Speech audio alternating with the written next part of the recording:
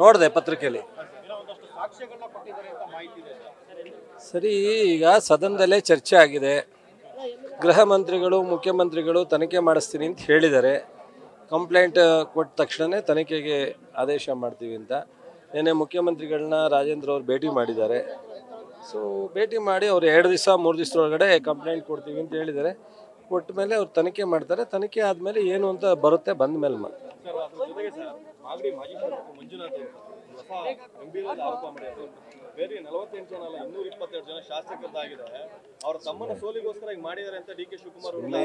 ನೋಡ್ರಿ, ಬಾಯಿಗೆ ಏನು ಬರುತ್ತೆ ಅದು ಮಾತನಾಡಿದ್ರೆ ಅವ್ರಿಗೆ ಅದಕ್ಕೆ ಸಂಸ್ಕಾರ ಇಲ್ಲದೆ ಇರ್ತಕ್ಕಂಥ ರೀತಿಯಲ್ಲಿ ಹೇಳಬೇಕಾಗುತ್ತೆ. ಇದನ್ನ DK ಶಿವಕುಮಾರ್ ಅವ್ರ ತಮ್ಮ ಅಂತ ಹೇಳ್ತಕ್ಕಂಥದ್ದು ಮಹಾನ್ ಅಪರಾಧ. ಸೊ ತನಿಖೆ ಆಗೋವರೆಗೂ ಸುಮ್ಮನೆ ಅನಾವಶ್ಯಕವಾಗಿ ನಾವು ಪ್ರಸ್ತಾಪ ಮಾಡಲಿಕ್ಕಾಗಲ್ಲ. ಅವರು ವೈಯಕ್ತಿಕವಾಗಿ ಜಿಲ್ಲೆನಲ್ಲಿ ಅವರು ಸೋಲನ್ನು ಅವರು ಅದನ್ನು ಆತ್ಮಾವಲೋಕನ ಮಾಡ್ಕೊಳ್ಳೋದು ಬಿಟ್ಬಿಟ್ಟು ಇದನ್ನು ಬೇರೆ ಥರ ಮಾತನಾಡ್ತಕ್ಕಂಥ ಸೂಕ್ತ ಅಲ್ಲ. ಸೊ ರಾಜಣ್ಣವರಾಗಲಿ ರಾಜಣ್ಣವ್ರ ಮಗ ಆಗಲಿ ಯಾವುದೇ ನಿರ್ದಿಷ್ಟವಾದಂಥ ನೇಮನ್ನು ಮೆನ್ಷನ್ ಮಾಡಿಲ್ಲ. ಅವರು ಈ ರೀತಿ ಪ್ರಯತ್ನ ನಡೆದಿದೆ, ಇದು ಮುಂದೆ ಯಾವುದು ಯಾರಿಗೂ ಆಗಬಾರ್ದು, ಇದನ್ನು ತನಿಖೆ ಆಗಬೇಕು ಅಂತಿದ್ದಾರೆ. ಅಂದಾಕ್ಷಣಕ್ಕೆ ಇವರೇ ಊಹೆ ಮಾಡಿಬಿಟ್ರೆ ನಾವು ಅವ್ರನ್ನೇ ಅವರೇ ತನಿಖೆ ಮಾಡಿ ರಿಪೋರ್ಟ್ ಕೊಟ್ಟದನ್ನು ನಾವು ಅಕ್ಸೆಪ್ಟ್ ಮಾಡೋದಾಗೆ ಆಗುತ್ತೆ. ಆ ಥರ ಏನಾದ್ರು ಅವ್ರು ತನಿಖೆ ಮಾಡಿದಾರಾ? ಸುಮ್ಮನೆ ಅನಾವಶ್ಯಕ ತನಿಖೆ ಆದಮೇಲೆ ರಂಗನಾಥ್ ಮತ್ತೆ ಬಾಲಕೃಷ್ಣ ಅವರು ಹೊರತುಪಡಿಸ್ತಂತೆ ಅಂದ್ರೆ ಆ ಕ್ಷೇತ್ರದಲ್ಲಿ ಚಿತ್ ಮಾಡ್ತೀನಿ ಅಂತ ಹೇಳಿದ್ರು. ಮುನಿರತ್ನ ಅವ್ರು ಚಿತ್ ಮಾಡಿದ್ರು. ಯೋಗೇಶ್ವರ್ನ ಟಿಕೆಟ್ ಕೊಟ್ಟಿಗೆ ಯಾವ ರೀತಿ ಕೂರಿಸಿದ್ದಾರೆ ಅನ್ನೋಂಥದ್ದು ಕೂಡ ಪ್ರಸ್ತಾಪ. ರಂಗನಾಥ್ ಇದು ಅನಾವಶ್ಯಕವಾದಂಥ ಚರ್ಚೆ. ಈ ವಿಚಾರಕ್ಕೆ ಬೇರೆ ಬೇರೆ ಆಯಾಮ ಕೊಡ್ತಕ್ಕಂಥದ್ರಲ್ಲಿ ಅವಶ್ಯಕತೆ ಇಲ್ಲ. BJPಯವರು ಕಳೆದ 15 ದಿವಸ ಸದನದಲ್ಲಿ ಫೇಲ್ ಆದರು. ಸದನದಲ್ಲಿ ಅವರು ಈ ರಾಜ್ಯದ ಜನಪರವಾದಂಥ ಯಾವುದೇ ವಿಚಾರವನ್ನು ಚರ್ಚೆ ಮಾಡಲಿಕ್ಕೆ ಅವ್ರ ಕೈಲಿ ಆಗಲಿಲ್ಲ. ಸೊ ಅಥವಾ ನಮ್ಮ ಸರ್ಕಾರದ ಟೀಕೆ ಮಾಡೋದಕ್ಕೂ ಯಾವುದೂ ಅವರಿಗೆ ಸಬ್ಜೆಕ್ಟ್ ಇಲ್ಲ. ಮತ್ತು ನಾವು ಮಾಡಿರೋ ಕಾರ್ಯಕ್ರಮದ ತಪ್ಪು ಹುಡುಕಕ್ಕೂ ಅವ್ರ ಕೈಲಿ ಆಗಲಿಲ್ಲ. ಹೀಗಾಗಿ ಅವರಿಗೆ ಕೊನೆಯಲ್ಲಿ ದೊಡ್ಡ ಆಭಾಸ ಆಗುವಂಥ ಸಂದರ್ಭದಲ್ಲಿ ಈ ವಿಚಾರವನ್ನು ಎತ್ಕೊಂಡು ಸೊ ಜನರಿಗೆ ಡೈವರ್ಟ್. ಇವಾಗ ನೀವೇನಾಗ್ತಿದ್ರಿ, ಈ ಸದನ ಮುಗಿತಿದ್ದಂಗೆ ಈ ಸದನ ಸಂಪೂರ್ಣವಾಗಿ ಕಾಂಗ್ರೆಸ್ನ ಸರ್ಕಾರ ಯಶಸ್ವಿಯಾಗಿ ಮುಗಿಸ್ತು, ಕಾರ್ಯಕ್ರಮಗಳನ್ನ ಬಜೆಟನ್ನು ಯಶಸ್ವಿಯಾಗಿ ಕೊಟ್ಟರು ಅಂತ ಬರಿತಿದ್ರಿ. ಅದು ಬರಿಬಾರ್ದು. ಸಿದ್ದರಾಮಯ್ಯನವರ 16ನೇ ಬಜೆಟ್ಟು ಈ ರಾಷ್ಟ್ರದಲ್ಲಿ ಯಶಸ್ವಿಯಾಗಿ ಮಂಡಿಸಿದ್ರು. 5 ಗ್ಯಾರಂಟಿಗೆ ವಿಶೇಷವಾದಂಥ ಹಣವನ್ನು ಇಟ್ಟರು. 3% ಒಳಗಡೆ ಸಾಲದ ಮಿತಿಯನ್ನು ಇಟ್ಟರು. GST 25% ಒಳಗಡೆ ಸೊ ಹಣಕಾಸಿನ ಒಂದು ಶಿಸ್ತನ್ನು ತಗೊಂಬಂದರು.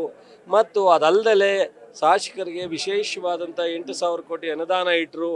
ಎಲ್ಲ ಕೃಷಿಯಿಂದ ಹಿಡಿದು ಆರೋಗ್ಯದಿಂದ ಹಿಡಿದು ಪ್ರತಿಯೊಂದು ಇಲಾಖೆಗೆ ಹಣ ಇಟ್ಟರು. ಇಟ್ಟೆಲ್ಲ ಬರೀತಿದ್ರಿ ನೀವು. ಇದನ್ನು ಬರೆಯೋದನ್ನು ತಪ್ಪಿಸ್ಬೇಕು. ಏನು ಮಾಡ್ಲಿಕ್ಕೆ ಸಾಧ್ಯ? ಒಂದು ನಿಮಿಷ ಬ್ರದರ್ ಕೇಳಿ. ವಿರೋಧ ಪಕ್ಷದವ್ರು ಎತ್ತಿದಾಗ ಅವರು ಅದನ್ನು ಸೊ ತುಮಕೂರು ಪ್ರಭಾವಿ ಸಚಿವರು ಅದು ಇದು ಅಂದಾಗ ಅವರು ಈ ಥರ ಹೇಳಿದ್ರು. ಭಾಳ ಪ್ರೀಪ್ಯಾಲ್ಡ್ ಆಗಿ BJPಯ ಹೈಕಮಾಂಡು, BJPಯ ಅಪೋಸಿಟ್ ಲೀಡ್ರು ಮತ್ತು BJPಯ ಅಧ್ಯಕ್ಷರಾದಂಥ ನಮ್ಮ ವಿಜೇಂದ್ರ ಅವರು ಭಾಳ ಯಶಸ್ವಿಯಾಗಿ ಈ ಸದನದ ಸೊ ಅವರ ವೈಫಲ್ಯತೆಯನ್ನು ಅವರ ಫೇಲ್ಯೂರ್ನ ಸ್ವಲ್ಪ ಡೈವರ್ಟ್ ಮಾಡಿದ್ದಾರೆ. ಭಾಳ ಯಶಸ್ವಿಯಾಗಿ ಡೈವರ್ಟ್ ಮಾಡಿದ್ದಾರೆ. ಇದು ಜನರು ಮೈಂಡಲ್ಲಿ ಇರ್ಲಿಕ್ಕೆ ಸಾಧ್ಯ ಇಲ್ಲ. ಸೊ ಮಾನ್ಯ ಮುಖ್ಯಮಂತ್ರಿಗಳು ಉಪಮುಖ್ಯಮಂತ್ರಿಗಳು ಸಹ ವಿಚಾರದಲ್ಲಿ ಚರ್ಚೆ ಮಾಡಿದ್ದಾರೆ. ರಾಜಣ್ಣವ್ರ ಹತ್ರನೂ ಚರ್ಚೆ ಮಾಡಿದ್ದಾರೆ.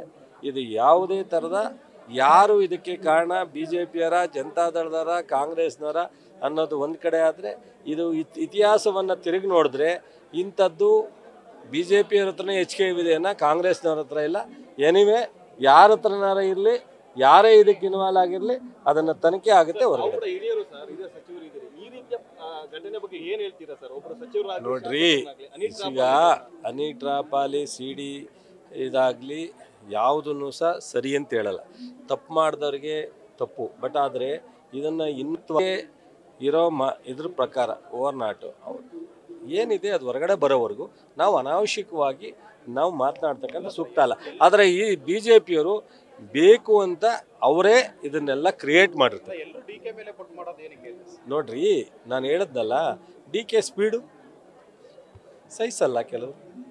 ಈಗ ನಾನು ಒಂದು ಸ್ವಲ್ಪ ಹೆಚ್ಚು ಕೆಲಸ ಮಾಡಿದ್ರೆ ಅದಕ್ಕೆ ಇನ್ನೊಂದು ಥರ ಅಡಗಲಾಗ್ತಾರೆ. ಸಿದ್ದರಾಮಯ್ಯನವ್ರು ಸಕ್ಸಸ್ ಆಗ್ತಿದ್ರೆ ಅದಕ್ಕೆ ಇನ್ನೊಂದು ಥರ ಮೂಡ ಇಶ್ಯೂ ತಂದರು. ಏನು ಮಾಡೋಕ್ಕಾಗುತ್ತೆ? ಈಗ ನಾವು ಅವರಲ್ಲಿ 4 ಗುಂಪಿದೆ. ಒಂದು ಕಡೆ ಅಪೋಸಿಷನ್ ಲೀಡ್ರು ಒಪ್ಪಕ್ಕೆ ಸಾಧ್ಯ ಇಲ್ಲ, ಅವರೆಲ್ಲ ಅಶ್ವತ್ಥ ನಾರಾಯಣ ಎಲ್ಲ. ಇನ್ನೊಂದು ಕಡೆ ವಿಜೇಂದ್ರನ ಒಪ್ಪಕ್ಕೆ ರೆಡಿ ಇಲ್ಲ. ಇನ್ನೊಂದು ಕಡೆ ಸದನದಲ್ಲಿ ಅವರಿಗೆ ಸಂಪೂರ್ಣವಾದಂಥ ಮಾಹಿತಿ ಇಟ್ಕೊಂಡು ಸರ್ಕಾರದ ವಿರುದ್ಧ ಜನಪರವಾದಂಥ ನಿಂತ್ಕೊಳ್ಳೋಕ್ಕಾಗ್ತಾ ಇಲ್ಲ. ಏನು ಮಾಡ್ಬೇಕ್ರಿ? ಅವ್ರಿಗೂ ನಮಗೂ ಅಯ್ಯೋ ಅನ್ನಿಸ್ತದೆ ಅವ್ರು ನೋಡಿದಾಗ. ಅವ್ರು ಏನಾರ ಒಂದು ವಿಚಾರ ಡೈವರ್ಟ್ ಮಾಡಬೇಕು. ಇಲ್ಲ ಸಿದ್ದರಾಮಯ್ಯವ್ರ ಬಗ್ಗೆ ಹೇಳಬೇಕು, ಇಲ್ಲ DK ಅವ್ರ ಬಗ್ಗೆ ಹೇಳಬೇಕು, ಇಲ್ಲ ಸರ್ಕಾರದ ಬಗ್ಗೆ ಹೇಳಬೇಕು.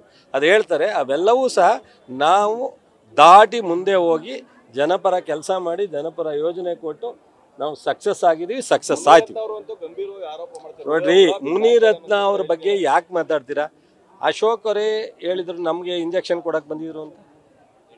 ಅಲ್ಲಿರ್ತಕ್ಕಂಥ BJPಯವರೇ ಎಷ್ಟೋ ಜನ ಅಸಮಾಧಾನ ವ್ಯಕ್ತಪಡಿಸಿದ್ರು. ಈಗ ಮಾತನಾಡೋದ್ರಿಂದ ಏನು ಪ್ರಯೋಜನ ರೀ? ಅದು ಯಾರು ಲೇಡಿ ಇದ್ರು ಅವರೇ ಬಂದು ದೂರು ಕೊಟ್ಟಿದ್ರು, ತನಿಖೆ ಆಗಿದೆ. ಫೈನಲ್ ಆಗಿ ಕೋರ್ಟಿಂದ ಜಡ್ಜ್ಮೆಂಟ್ ಬರೋವರೆಗೂ ತಡ್ಕೊಳ್ಬೇಕಲ್ಲ. ಎಲ್ಲದಕ್ಕೂ ಅದೇನೋ ನಾರಾಯಣ ಅಂದಂಗೆ ಅದೇನೋ ಗಾದೆ ಹೇಳ್ತಾರೆ, ಅದು ನನ್ನ ಅನಿಷ್ಟಕ್ಕೆಲ್ಲ ಶನೀಶ್ವರನೇ ಕಾರಣ ಅನ್ನಂಗೆ ಶನೀಶ್ವರನಿಂದ ಈ ಒಂದು ಇದಕ್ಕೆ ಧಾರ್ಮಿಕವಾಗಿ ಏನೆಲ್ಲ ಒಳ್ಳೇದಾಗಿದೆ ನೋಡ್ಬೇಕಲ್ಲ. ತಪ್ಪು ಮಾಡಿದಾಗ ದಂಡ ಕೊಡ್ತಾನೆ ಅಷ್ಟೇ. ಅದು ಬಿಟ್ಬಿಟ್ಟು ಶನೇಶ್ವರನೇ ಕಾರಣ ಅನ್ನಂಗೆ ಬಿಡಿ ಅದನ್ನೆಲ್ಲ. ನ್ಯೂಸ್ ಫಸ್ಟ್ ನಿರ್ಭೀತಿಯಿಂದ ನಿಮ್ಮ ಪರವಾಗಿ.